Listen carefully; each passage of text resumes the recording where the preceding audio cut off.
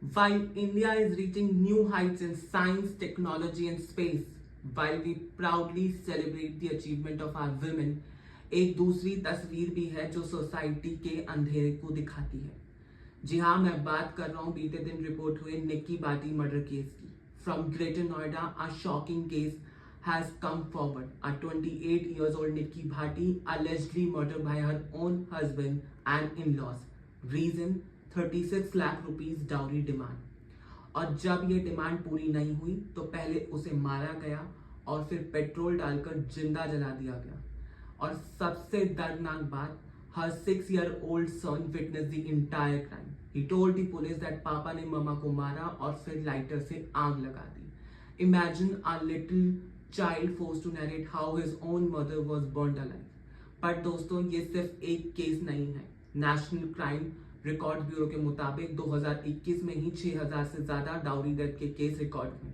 That means every single day more than 18 women die because of dowry death.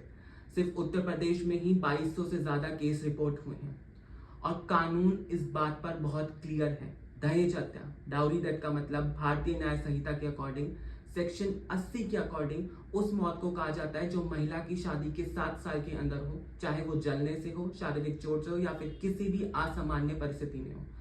और ये सब इसलिए होता है क्योंकि पति या उसका परिवार दहेज के लिए उन पर प्रेशर बना रहे हैं। तो ये एक गंभीर अपराध है। इसकी सजा कम से कम 7 साल की कैद या फिर उम्र कैद तक भी हो सकती है। सोचने वाली बात यह है कि एक तरफ हम अपनी बेटियों को स्पेस मिशन तक भेजने की बात करते हैं और दूसरी तरफ घर के अंदर ही डाउरी की आग में हम उनको जला देते हैं। We need to remember this and we need to learn this that dowry is not the culture, it's the crime. और जब तक समाज इसे खुद रूट आउट नहीं करेगा तब तक कोई लॉ इन्फोर्समेंट एजेंसी, कोई कानून इस सोच में बदलाव नहीं ला सकता। हर पेरेंट्स को, हर परिवार को ये सोचना है कि जिसकी डिमांड एक बार पूरी नहीं हो सकती उसकी डिमांड कभी भी पूरी नहीं होगी। तो please be very careful about this. Thank you.